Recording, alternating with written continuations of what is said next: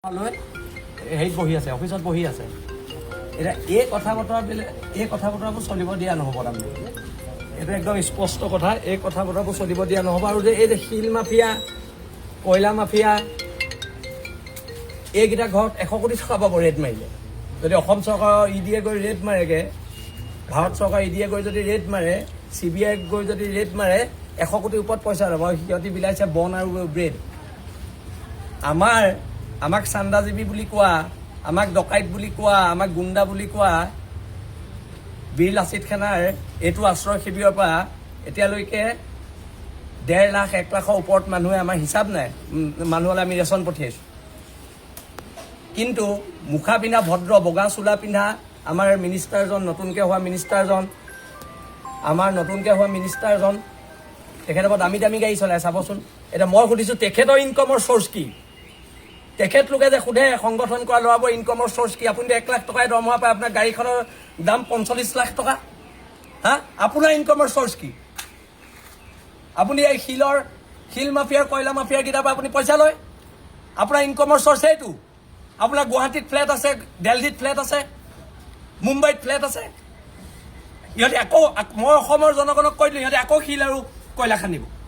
কাৰণ ইহঁতৰ বাহিৰত ফ্লেট আছে, ইহঁতৰ ল'ৰা ছোৱালী ইয়াত নাথাকে, ল'ৰা ছোৱালী শিৱসাগৰ গছকিয়ে পোৱা নাই হপায়। দামী দামী স্কুলত পঢ়িছে, চিল্লীত গৈ হপায়। মই আকৌ কৈছোঁ নহয়, অসমৰ জনগণক, শিৱসাগৰৰ মানুহক কৈছোঁ, ইহঁতি আকৌ খান্দিব। ইহঁতি পইচাৰ বাদে একো চিনি নাপায়। এতিয়া মোক লাগে আমাৰ অসমৰ নতুনকৈ হোৱা মিনিষ্টাৰজনৰ ইনকমৰ চ'ৰ্চটো ক'ত?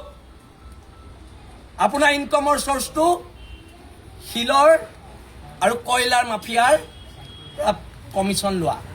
সেইকাৰণে আপুনি আপোনাৰ কনভয়টোত ইমান দামী দামী গাড়ী যাব পাৰে। এতিয়া কথা বতৰাবিলাক এনেকুৱা, প্ৰশ্ন আমিও কৰিম।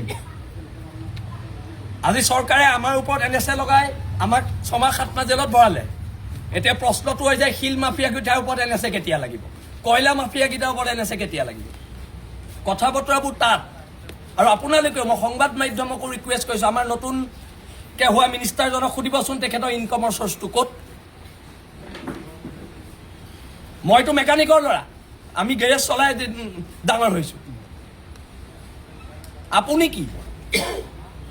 আপুনি যে মিনিষ্টাৰ হোৱাৰ লগে লগে আপোনাৰ ইমান দামী দামী গাড়ী আহি গ'ল। কোনে দিলে আপোনাক গাড়ী? 1 মাহত আপুনি কি এনে ব্যৱসায় কৰিলে যে আপোনাৰ ইমান টকা ইনকম হ'ল? আৰু আপোনাৰ যিকেইটা পালি নেতা, গুণ্ডাকেইটা আপুনি পুহি ৰাখিছে, সিহঁতলৈ আমি ভয় নকৰোঁ। কৈ দিয়া হৈছে, কোনোবা দত্ত উপাধি এটা আছে, খুব দম্ভালি মৰা কথা কয়। এইবিলাক গুণ্ডামি নচলিব। হাত ভৰি আমাৰো আছে, কথা ইমানেই।